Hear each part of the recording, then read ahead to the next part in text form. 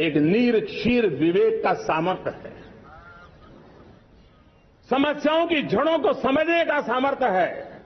और इसलिए 2014 में मेरे देशवासियों ने 30 साल के अनुभव के बाद तय किया कि देश को आगे ले जाना है तो स्थिर सरकार चाहिए, मजबूत सरकार चाहिए, पूर्ण बहुमत वाली सरकार चाहिए। और देशवासियों ने एक मजबूत और स्थिर सरकार बनाई। और 3 दशकों के जो अनिश्चितता का कालखंड था, जो अस्थिरता का कालखंड था, जो राजनीतिक मजबूरियों से देश जकड़ा हुआ था, उससे मुक्ति मिली है। मेरे प्यारे परिवारजनों, देश के पास आज एक ऐसी सरकार है, वो सर्वजन हिताय सर्वजन सुखाय,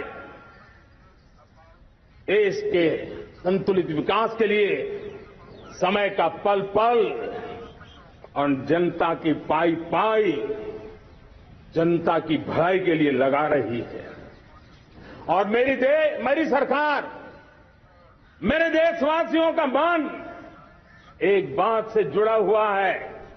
हमारे हर निर्णय, हमारे हर दिशा, उसका एक ही मानदंड है, नेशन फर्स्ट, राष्ट्र प्रथम। और राष्ट्र प्रथम यही दूरगामी परिणाम, सकारात्मक परिणाम पैदा करने वाला है। देश में बड़े स्तर पर काम हो रहा है। और लेकिन मैं कहना चाहूंगा, 2014 में आपने एक मजबूत सरकार बनाई और मैं कहता हूं 2014 में और 2019 में आपने एक सरकार फॉर्म की तो मोदी में रिफॉर्म करने की हिम्मत आई। आपने ऐसी सरकार फॉर्म की कि मोदी को रिफॉर्म की हिम्मत आई। और जब मोदी ने एक के बाद एक रिफॉर्म किए तो मेरे ब्यूरोक्रेसी के लोग, मेरे लाखों हाथ पैर जो हिंदुस्तान के कोने कोने में सरकार के हिस्से के रूप में काम कर रहे हैं, उन्होंने ब्यूरोक्रेसी ने ट्रांसफॉर्म करने के लिए, परफॉर्म करने की जिम्मेवारी बखूबी निभाई। और उन्होंने परफॉर्म करके दिखाया और जनता जनार्दन जुड़ गई तो वो ट्रांसफॉर्म होता भी नजर आ रहा है। और इसलिए रिफॉर्म, परफॉर्म, ट्रांसफॉर्म, ये कालखंड अब भारत के भविष्य को गढ़ रहा है।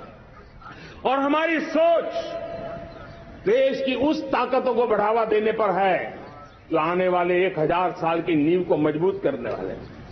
दुनिया को युवा शक्ति की जरूरत है, युवा स्किल की जरूरत है। हमने अलग स्किल मिनिस्ट्री बनाई, वो भारत की आवश्यकताओं को तो पूरी करेगी, वो दुनिया की आवश्यकताओं को पूरा करने का भी सामर्थ्य रखेगी। हमने जल शक्ति मंत्रालय बनाया। मंत्रालय की बनाने की रचना को भी अगर कोई एनालिसिस करेगा ना, तो इस सरकार के मन मस्तिष्क को बड़े अच्छे ढंग से आप समझ पाएंगे। हमने जल शक्ति मंत्रालय बनाया। ये जल शक्ति मंत्रालय हमारे देश के एक एक देशवासियों को पीने का शुद्ध पानी पहुंचे, पर्यावरण की रक्षा के लिए पानी के प्रति संवेदनशील व्यवस्थाएं विकसित हो, उस पर हम बल रहे हैं। हमारे देश में कोरोना के बाद दुनिया देख रही है, होलिस्टिक हेल्थ केयर ये समय की मांग है। हमने अलग आयुष मंत्रालय बनाया और योग और आयुष आज दुनिया में अपना परचम लहरा रहे हैं। हमने दुनिया को हमारे कमिटमेंट के कारण विश्व का हमारे प्रति ध्यान गया है। अगर हम ही हमारे इस सामर्थ्य को नकार देंगे तो फिर दुनिया कैसे स्वीकार करेगी। लेकिन जब मंत्रालय बना तो दुनिया को भी उसका मूल्य समझ में आया। मत्स्य पालन, हमारा इतना बड़ा समुद्री तट, हमारे कोटि कोटि मछुआरे भाई बहन, उनका कल्याण भी हमारे दिलों में है। और इसलिए हमने अलग से मत्स्य पालन को लेकर के, पशुपालन को लेकर के, डेयरी को लेकर के अलग मंत्रालय की रचना की, ताकि समाज के जिस वर्ग के लोग पीछे रह गए उनको हम साथ लें। देश में सरकारी अर्थव्यवस्था के हिस्से होते हैं, लेकिन समाज की अर्थव्यवस्था का एक बड़ा हिस्सा है कोऑपरेटिव मूवमेंट। उसको बल देने के लिए, उसको आधुनिकता लाने के लिए और देश के कोने कोने में लोकतंत्र की एक सबसे बड़ी इकाई को मजबूत करने के लिए हमने अलग कोऑपरेटिव मंत्रालय बनाया और वो हमारी सहकारी संस्थाएं उसका जाल बिछा रहा है ताकि गरीब से गरीब की वहां सुनवाई हो, उसकी आवश्यकताओं की पूर्ति हो और वो भी राष्ट्र के विकास की योगदान में एक छोटी इकाई का हिस्सा बनकर के उसमें वो योगदान दे रखें। हमने सहकार से समृद्धि का रास्ता अपनाया है। मेरे प्यारे परिवारजनों, जब हम लोग 14 में आए थे तो हम वैश्विक अर्थव्यवस्था में 10वें नंबर पर थे और आज 140 करोड़ देशवासियों का पुरुषार्थ रंग लाया है कि हम विश्व की अर्थव्यवस्था में 5वें नंबर पर पहुंच चुके हैं। और ये ऐसे ही नहीं हुआ है। जो भ्रष्टाचार का राक्षस देश को दबोचे हुए थे, लाखों करोड़ के घोटाले अर्थव्यवस्था को डामाडोल कर रहे थे, गवर्नेंस फ्रेजाइल फाइल में देश की पहचान होने लगी थी, लीकेजेस को हमने बंद किया, मजबूत अर्थव्यवस्था बनाई, हमने गरीब कल्याण के लिए ज्यादा से ज्यादा धन खर्चने का प्रयास किया। और आज मैं देशवासियों को बताना चाहता हूं कि जब देश आर्थिक रूप से समृद्ध होता है तो सिर्फ तिजोरी नहीं बढ़ती है, देश का सामर्थ्य बढ़ता है, देशवासियों का सामर्थ्य बढ़ता है। और तिजोरी का पाई पाई अगर ईमानदारी से जनता जनार्दन के लिए खर्च करने का संकल्प लेने वाली सरकार हो तो परिणाम के साथ है। मैं 10 साल का हिसाब तिरंगे की साक्षी में लाल किले की प्राचीर से मेरे देशवासियों को दे रहा हूं। आंकड़े देख करके आपको लगेगा इतना बड़ा बदलाव, इतना बड़ा सामर्थ्य। 10 साल पहले राज्यों को 30 लाख करोड़ रुपए भारत सरकार की तरफ से जाते थे। पिछले 9 साल में यह आंकड़ा 100 लाख करोड़ पर पहुंचा है। पहले स्थानीय के विकास के लिए भारत सरकार के खजाने से 70,000 करोड़ रुपया जाता था, आज वो 3 लाख करोड़ से भी ज्यादा जा रहा है। पहले गरीबों के घर बनाने के लिए 90,000 करोड़ रुपया खर्च होता था, आज वो 4 गुना होकर के 4 लाख करोड़ से भी ज्यादा खर्च गरीबों के घर बनाने के लिए हो रहा है। पहले गरीबों को यूरिया सस्ता मिले, जो यूरिया की बैग दुनिया के कुछ बाजारों में 3,000 में बिकती है, वो यूरिया की बैग मेरे किसानों को 300 में मिले। और इसलिए देश की सरकार 10 लाख करोड़ रुपया मेरे किसानों की यूरिया में सब्सिडी दे रहा है। मुद्रा योजना 20 लाख करोड़ रुपए, उससे भी ज्यादा मेरे देश के नौजवानों को स्वरोजगार के लिए, अपने व्यवसाय के लिए, अपने कारोबार के लिए दिए हैं। 8 करोड़ लोगों ने नया कारोबार शुरू किया है। और 8 करोड़ लोगों ने कारोबार शुरू किया ऐसा नहीं, हर कारोबारी ने एक या दो लोगों को रोजगार दिया है। 8 से 10 करोड़ नए लोगों को रोजगार देने का सामर्थ्य ये मुद्रा योजना से लाभ लेने वाले 8 करोड़ नागरिक को करा है। एमएसएमई को करीब 3.5 लाख करोड़ रुपए की मदद से कोरोना के संकट में भी उनको डूबने नहीं दिया, मरने नहीं दिया, उनको एक ताकत दी है। 1 रैंक 1 पेंशन मेरे देश के सेना के जवानों का एक सम्मान का विषय था।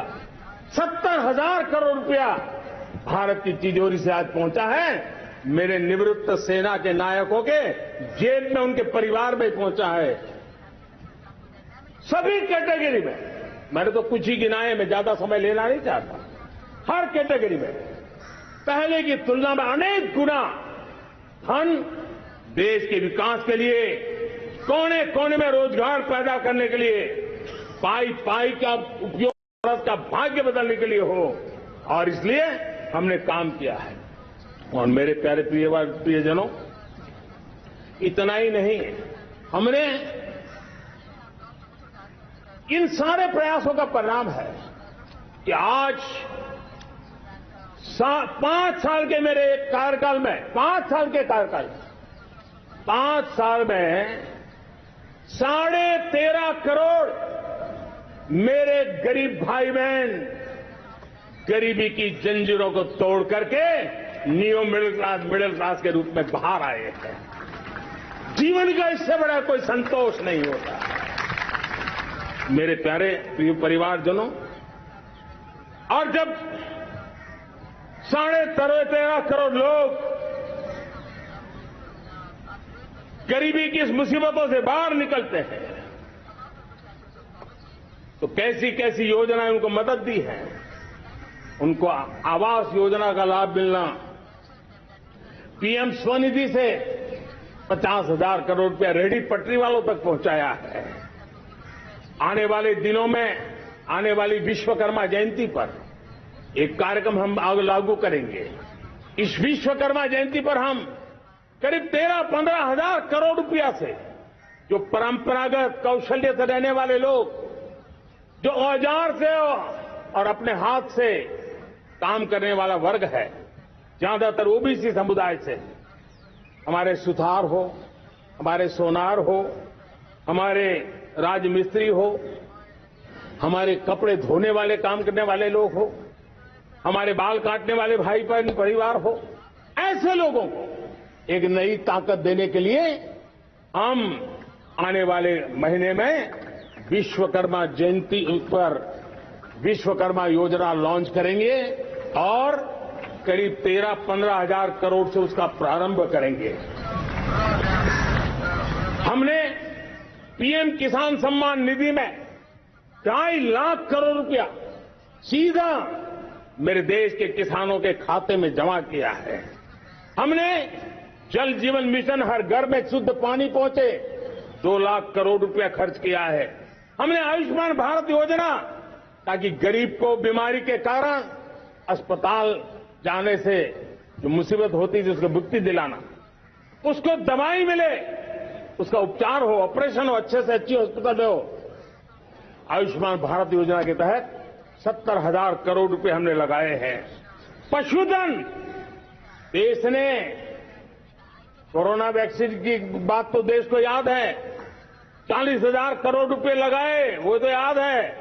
लेकिन आपको जानकर के खुशी होगी, हमने पशुधन को बचाने के लिए करीब 15,000 करोड़ रुपया पशुधन के टीकाकरण के लिए लगाया है।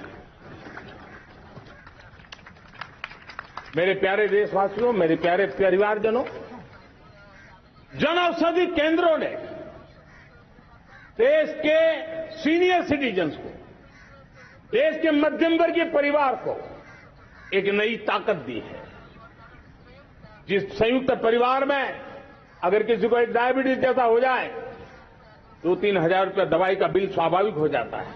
हमने जन औषधि केंद्र से जो दवाई बाजार में 100 रुपए में मिलती है वो 10 रुपया, 15 रुपया, 20 रुपए में दी।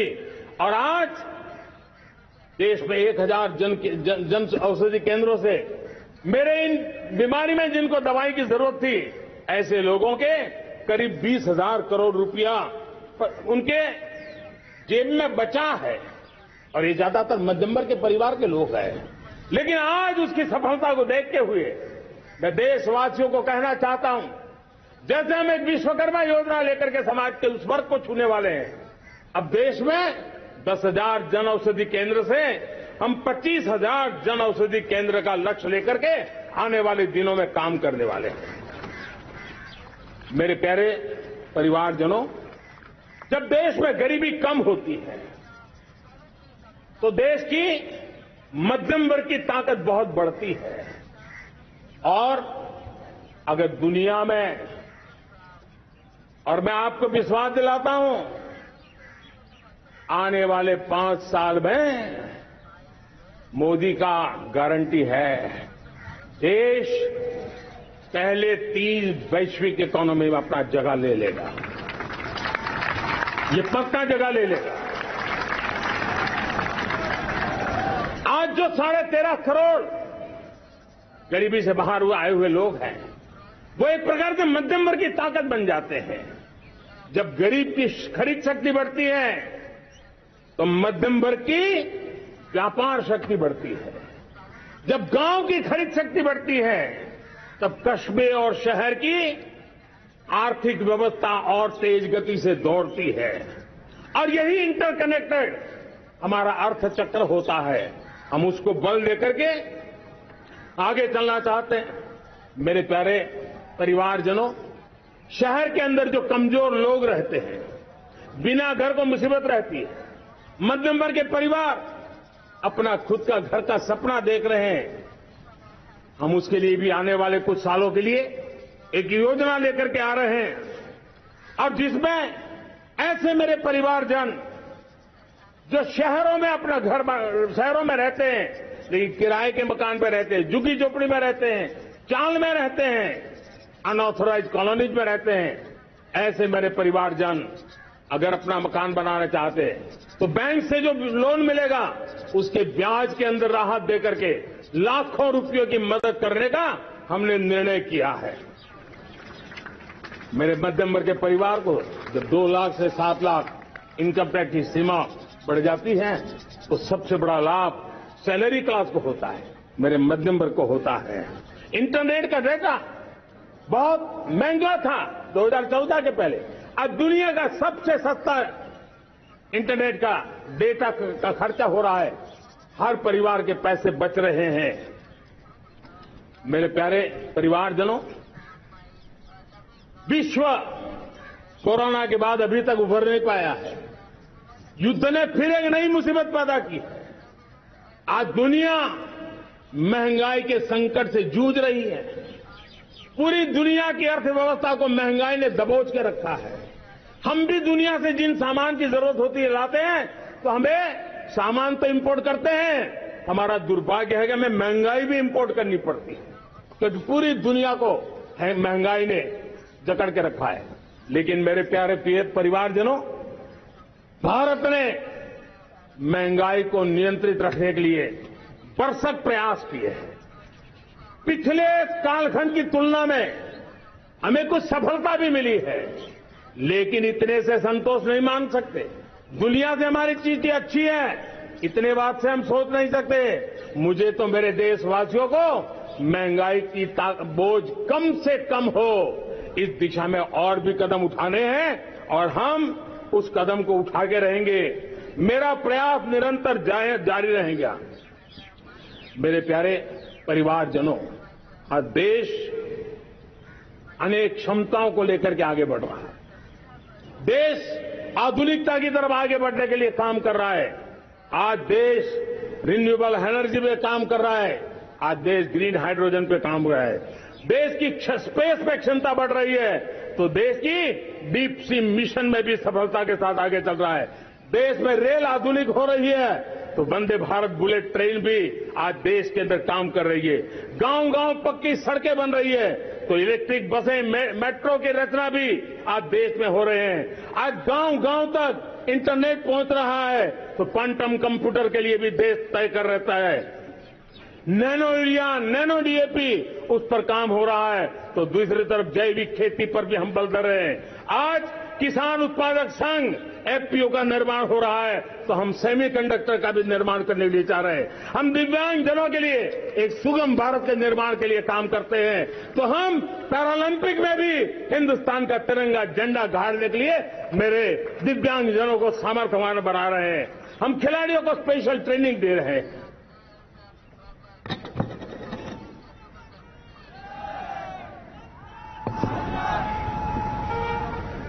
आज भारत पुरानी सोच, पुराने ढर्रे को छोड़ करके लक्ष्यों को तय करके लक्ष्यों को प्राप्त करने की दिशा से चल रहा है।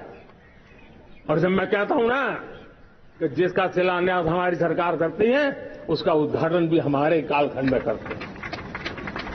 इन दिनों जो मैं शिलान्यास कर रहा हूं ना, आप लिख के रखिए, उसके उद्घाटन भी आप सबने मेरे नसीब में ही छोड़े हुए हैं। हमारी कार्य संस्कृति बड़ा सोचना, दूर का सोचना, सर्वजन हिताय सर्वजन सुखाय सोचना, ये हमारी कार्यशैली रही है। और सोच से भी ज्यादा, संकल्प से भी ज्यादा हासिल कैसे करना, इस ऊर्जा के साथ हम काम करते हैं। हमने आजादी के काल अमृत महोत्सव में 75,000 अमृत सरोवर बनाने का संकल्प किया था। उस समय हमने हर जिले में 75 अमृत सरोवर बनाने का संकल्प किया था। करीब 50-55,000 अमृत सरोवर की कल्पना की थी, लेकिन आज करीब 75,000 अमृत सरोवर का काम निर्माण हो रहा है। ये अपने आप में बहुत बड़ा काम हो रहा है। जनशक्ति और जल शक्ति की ताकत भारत के पर्यावरण की रक्षा में भी काम आने वाली है। 18,000 गांवों तक बिजली पहुंचाना, जनधन बैंक खाते खोलना, बेटियों के लिए शौचालय बनाना, सारे टारगेट समय के पहले पूरी शक्ति से पूरे करेगा। और जब भारत ठान लेता है तो उसे पूरा करके रहता है। ये हमारा ट्रैक रिकॉर्ड कहता है।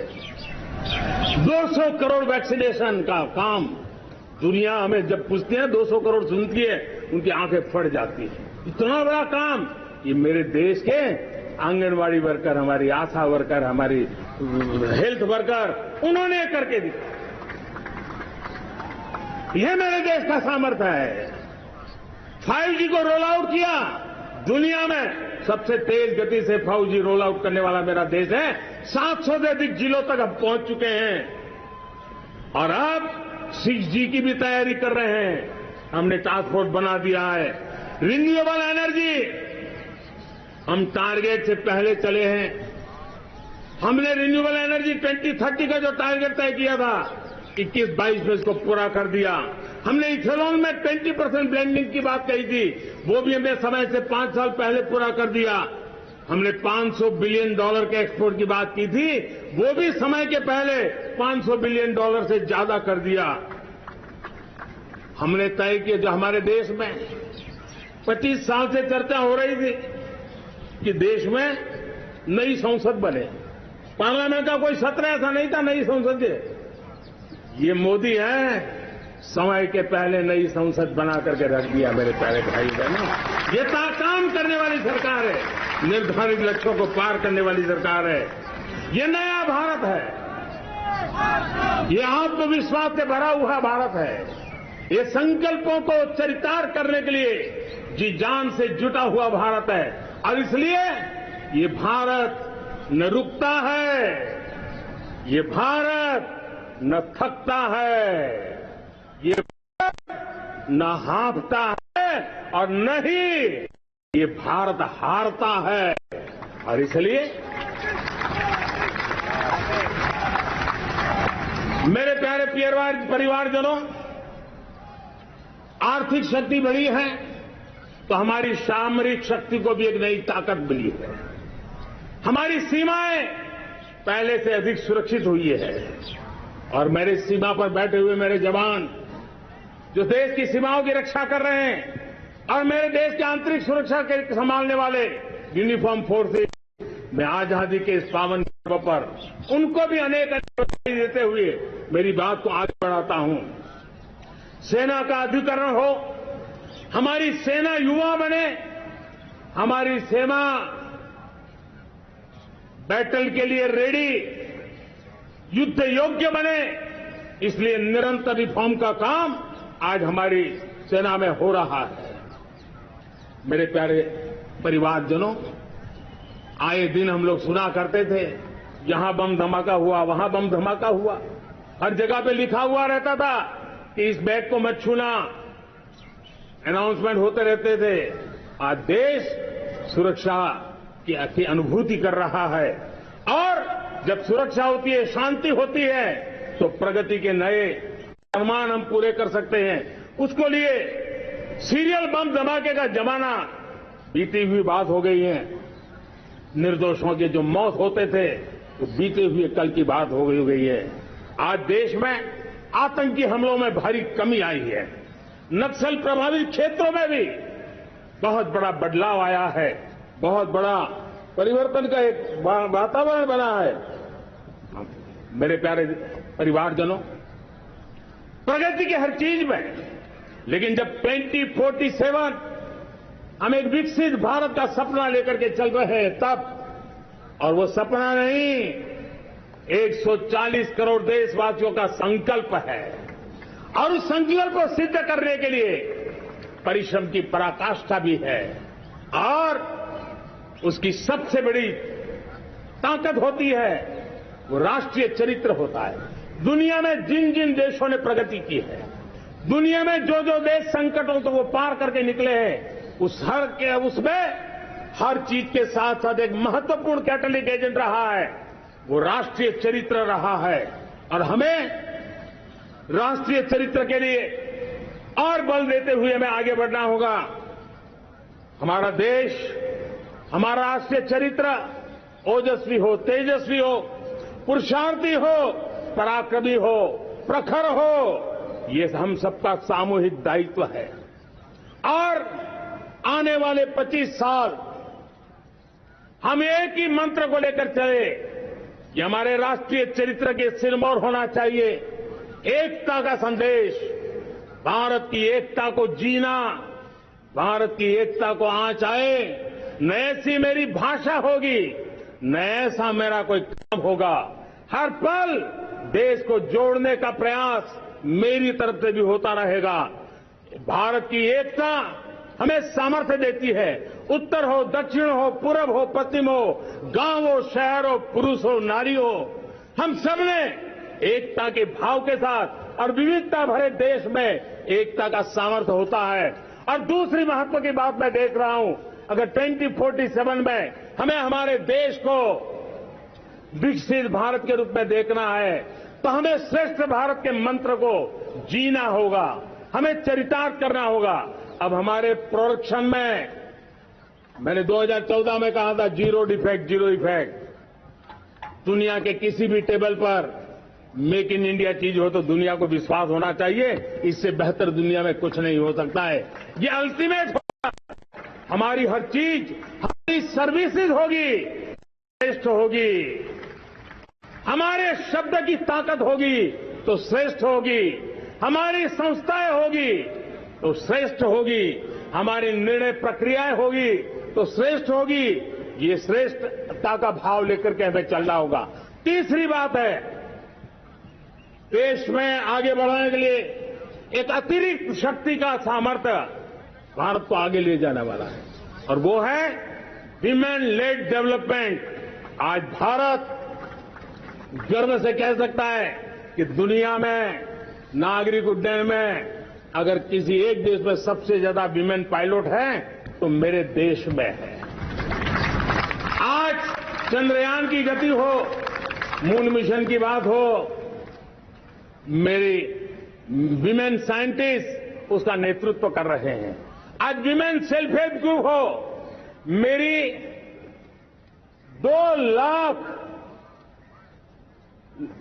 2 करोड़ लखपति दीदी का लक्ष्य लेकर के आज विमेन सेल्फ हेल्प ग्रुप पे हम काम कर रहे हैं।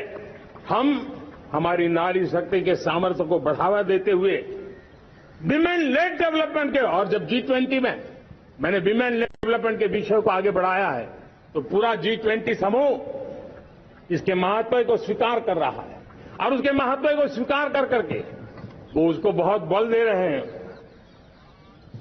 उसी प्रकार से भारत विविधताओं से भरा देश है। असंतुलित विकास के हम शिकार रहे हैं। मेरा पराया का के कारण हमारे देश के कुछ हिस्से उसके शिकार रहे हैं। अब हमें रीजनल एस्पिरेशंस को, संतुलित विकास को बल देना है, और रीजनल एस्पिरेशंस को लेकर के उस भावना को हमें सम्मान देते हुए, जैसे हमारी भारत मां का कोई, हमारा शरीर